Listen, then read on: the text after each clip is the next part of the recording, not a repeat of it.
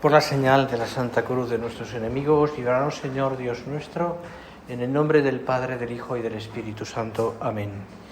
Señor mío y Dios mío, creo firmemente que estás aquí, que me ves, que me oyes. Te adoro con profunda reverencia. Te pido perdón de mis pecados y gracia para hacer con fruto este rato de oración. Madre mía Inmaculada, San José, mi Padre y Señor, Ángel de mi guarda, interceded por mí. Bueno, primero me presento.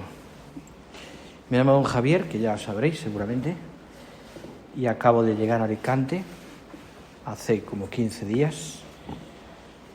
Estoy todavía aterrizando, asumiendo el calor de Alicante.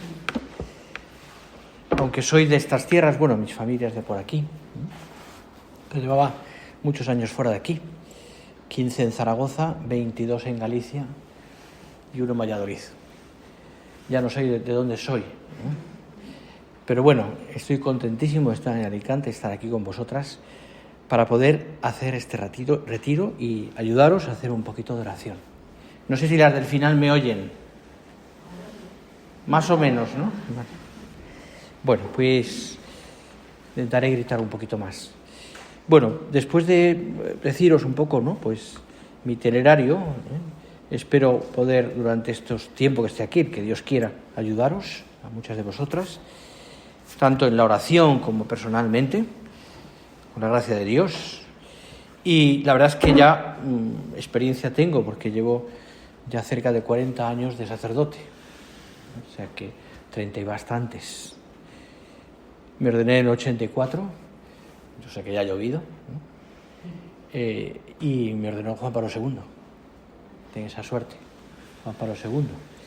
Y me llamó al sacerdocio don Álvaro del Portillo, el beato Álvaro del Portillo, con lo cual ya tenéis mi ficha para que cualquiera pueda conocer un poco ya de dónde es uno, ¿no?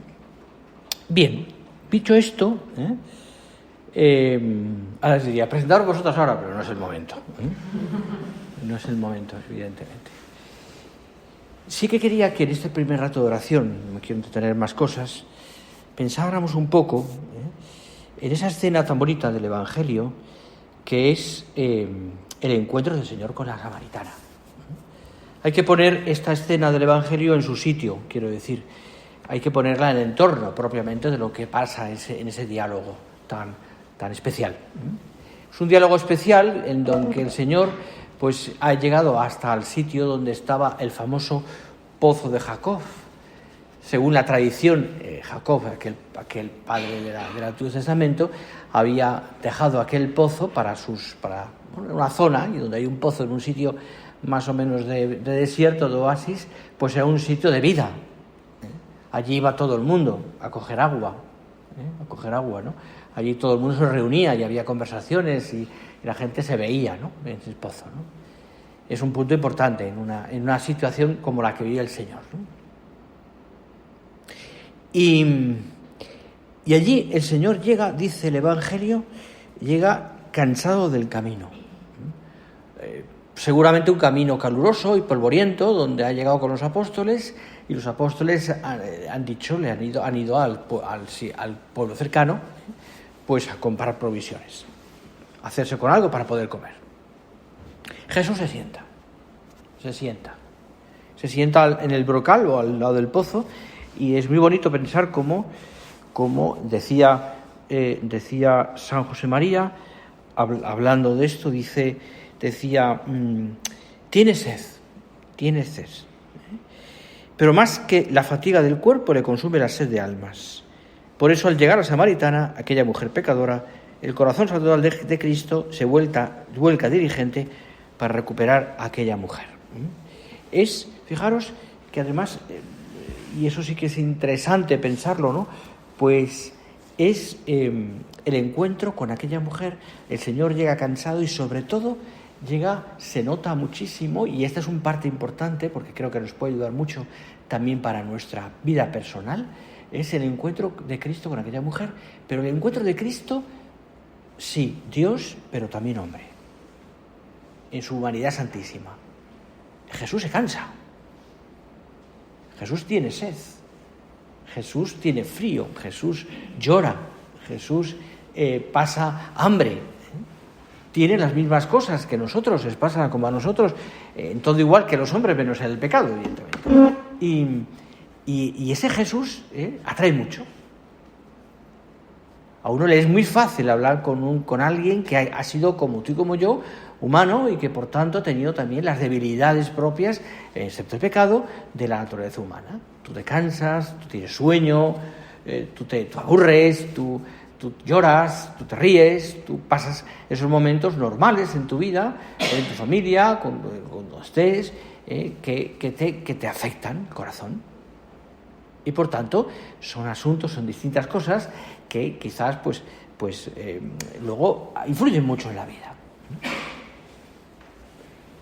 Y cansado como estaba, Jesús se sienta, no puede más. Esos momentos en los que uno dice que se pare el mundo, no puedo más. Pero llega una mujer. Dios conoce los corazones de los hombres, conoce el tuyo también. Conoce perfectamente cómo es tu corazón. Sabe lo que piensas, tus ilusiones. Conoce perfectamente también porque tú se lo cuentas, y es bueno que se lo cuentes en la oración, como hacemos ahora. Pero sobre todo porque te conoce, porque es más íntimo a ti misma que tu propia intimidad. Y sabe perfectamente pues cómo es tu conciencia, lo que te preocupa y los deseos e ilusiones que tienes en tu vida, porque todas tenéis ilusiones y deseos de cosas grandes. Y conoce el corazón de aquella mujer. Y es un corazón, el del Señor, que se compadece de aquella mujer. Es lo que se llama en la teología espiritual, o a la hora también de la formación de los sacerdotes, es lo que se llama el alma sacerdotal, también de los laicos, alma sacerdotal, ese deseo también de darse a los demás, ¿no? De olvidarse de uno mismo, y hacerlo siempre,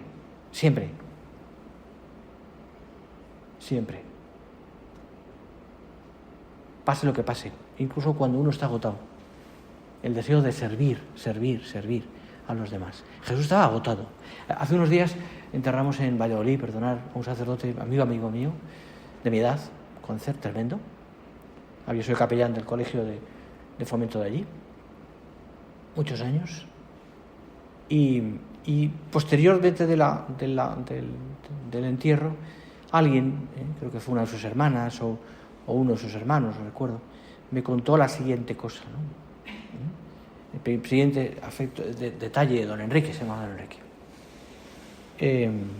Estaba un día en su casa, en su centro de la obra, viendo al final de la tarde, 9:30, o 8:30, no sé qué hora. Y estaba viendo un partido de fútbol, una de las finales de estas de la Copa Europa. Y le gustaba. No sé si era del Madrid o de otro, pero da igual, ¿no? Le gustaba, ¿no? Y en ese momento pitaron un penalti a favor del equipo español. Y cuando había barullo y iba a tirar el jugador, no sé quién era, el penalti, llegó una persona y le dijo: don Enrique, ¿me puede confesar? Qué oportuno, ¿verdad? Y el que lo vio no era el que se confesó, sino otra persona que lo vio, dijo, tardó medio segundo en levantarse e irse a confesarle. Es una tontería, ¿verdad? Parece una tontería, un pequeño detalle, pero a mí me pareció, más siendo sacerdote, muy ejemplar, o sea, algo como muy claro, ¿no? Es decir, eso es el alma sacerdotal, eso es el deseo de Cristo por las almas, eso es pensar en los demás, eso es olvidarse uno mismo. ¿Cuántas veces tú llegas cansada a casa y quizás tu madre, si vives con tu madre, o si depende de cada una la circunstancia que tenga, y te toca pues terminar una cosa y no tienes ganas, o te apetece sentarte en el sillón, tomarte una cerveza y ver una serie, el cielo, ¿verdad? Y te toca hacer otra cosa. Bueno, pues ya te digo, o sea, Enrique tardó medio segundo, ni un segundo en levantarse. Jesús cansado del camino, sentado al brocal del brocal del este, llega y ve a aquella mujer. ¿Y qué hace el Señor? Fijaros qué bonito, porque es la pedagogía divina, ¿no? De cómo el Señor sabe. Dame de beber, le pide. Le pide algo. No le exige. Ni le dice, qué mala mujer eres. Sería terrible que le dijera eso. ¿Qué mal te has portado? No. Le pide. ¿Me das agua? Cosa tan sencilla, ¿verdad? Y claro, aquella mujer, cuenta el Evangelio, pues resulta que no. Dice, ¿cómo un judío a mí? Todo esto es un problema, tampoco ahora vamos a meterlo más ahí, ¿no? Pero no es tanto, pero que no se hablaban entre ellos.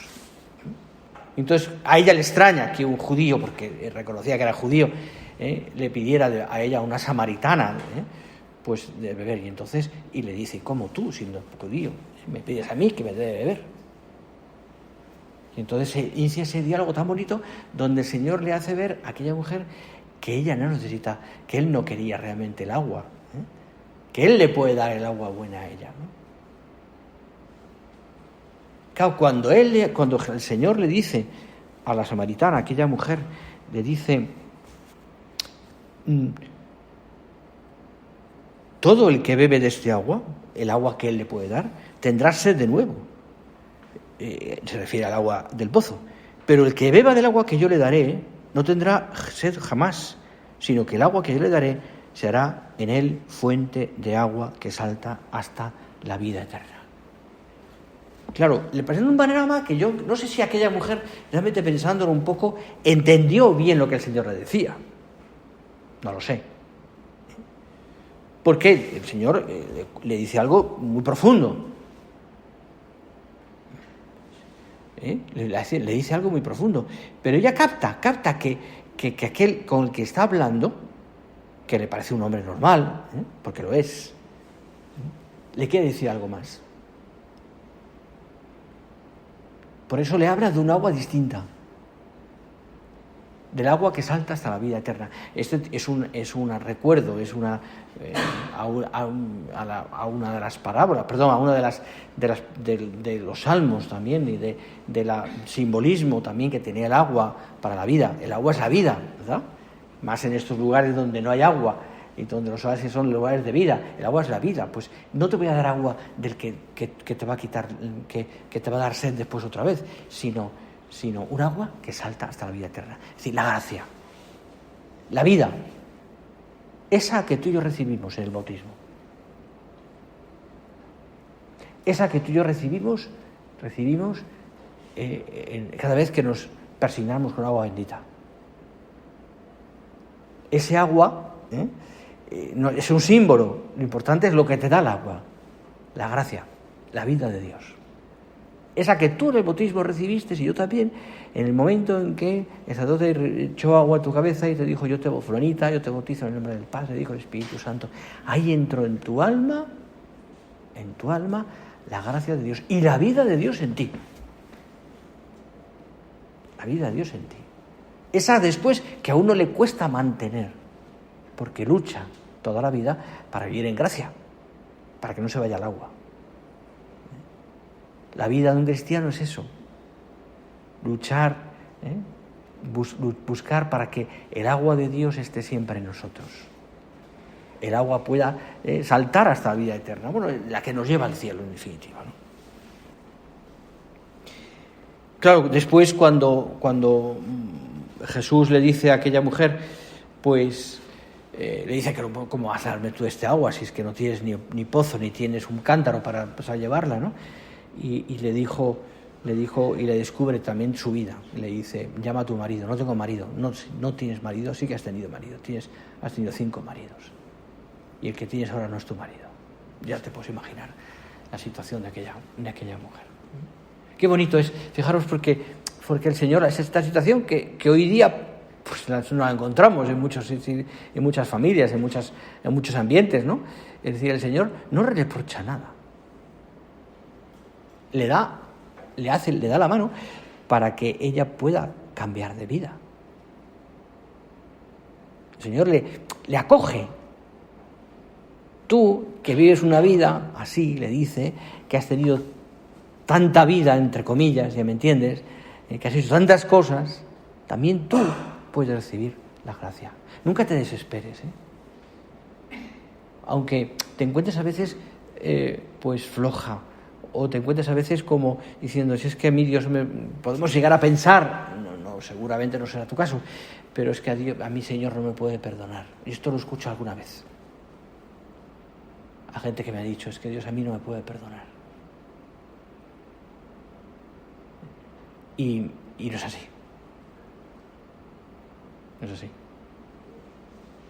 Es decir, porque basta que tú digas, Señor, perdóname, para que yo te perdone. No hay que hacer mucho más. No hay que hacer mucho más. Basta que tú... Sí, mucha gente, pues podemos encontrarnos momentos en los cuales tengamos como esa desazón interior, ese sosiego interior de decir, Señor, es que ¿qué voy a hacer de mi vida? O sea, que tendría que... Muchas veces, ¿verdad?, nos planteamos, ¿no? Tendría que... El ideal, ¿no? Que podemos ver en otras personas también. Nunca te compares, porque no es bueno. Si me gustaría ser como Menganita, bueno, pues no sabes cómo Menganita. O sea, no piensa en lo que a ti Dios te pide. Quiere Dios de ti. Y piensa no solamente en lo que Dios quiere de ti, sino sobre todo lo que Dios te quiere. Que eso es lo importante. Y querría que no sonaran como palabras ya conocidas estas, ¿no? Sino que fuera algo que de verdad te llegara al corazón, de lo que Dios me quiere realmente. Por tanto, Dios te perdona todo. Por tanto, Dios, aunque metamos la pata y hagamos las cosas mal, nos sigue queriendo. Esto es lo grande de Dios, que nos sigue queriendo. Y basta, ya te digo, que pidamos perdón, sigue queriendo. Dios no deja de perdonarnos, no deja de mirarnos con cariño, no deja de estar a nuestro lado. Aunque a veces nos parezca que está lejos, no me habla, no le escucho. Esto ya trataremos otro momento de eso, sobre la escucha de Dios. Claro, el corazón de aquella mujer se llena se cambia, ¿no? Cambia. Se llena de una alegría tan inmensa, que después de que el Señor le ha hecho ver las cosas, se vuelve a su pueblo, a los suyos, y anuncia, me he encontrado con el que creo que es el Mesías. Me ha dicho lo que he hecho.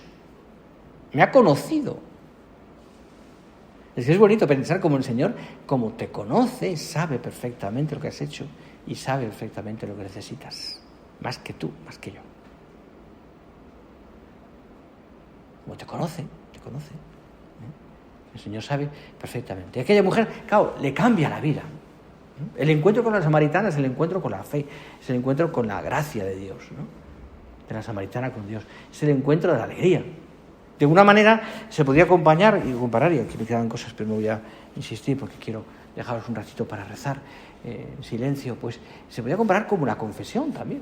Sí, sería para darle más vueltas, pero luego hablaremos de otro encuentro en la otra meditación. Pero el encuentro de la samaritana es el encuentro con la alegría. Sí, no significa que la samaritana saliese del pozo de aquel encuentro con el Señor y ya hubiese cambiado su vida. Tenía que arreglar cosas, Tenía que llegar a la casa y decir, bueno, no sé qué haría, pero tenía que arreglarlo. Pero ya tiene el corazón abierto, ya se da cuenta de qué tiene que hacer. Ya sabe que hay vida. Que su vida no es una vida triste, donde todo es una culpabilidad. Nunca, de verdad, es decir, nunca te quedes nunca con una sensación de culpabilidad de todo, ¿no? No, eso es malo, o sea, quítalo. Porque no ayuda a nada, ¿no? Entonces, ella entendió, ¿no? Es decir, que a pesar de que tenía que arreglar después cosas, no podía vivir con esa culpabilidad, tenía que cambiar, porque había vida, había gracia. Me he encontrado con la salvación. Es el encuentro con el Señor, con la salvación. Vamos a pedir al Señor esto. Yo creo que nos da para que lo reces tú por tu cuenta, ¿no? Después, y que quizás lo medites en tu oración cogiendo el Evangelio, es San Juan, y le des vueltas el capítulo 4, a partir del versículo 5, que le des vueltas tú también a eso, el encuentro del Señor con la samaritana, pero piénsalo, piénsalo, de verdad, en ese sentido de, ¿qué me dice a mí el Señor? Si yo me encuentro con el Señor también, y le cuento, o abro mi corazón, ¿qué me dice el Señor? ¿En qué cosas quiere el Señor que yo cambie? ¿Y dónde está el agua viva que a mí me va a hacer refrescar mi memoria, cambiar mi corazón? El Señor te lo pide y estoy seguro que si se lo encomiendas a la Virgen Santísima, ella también te ayudará.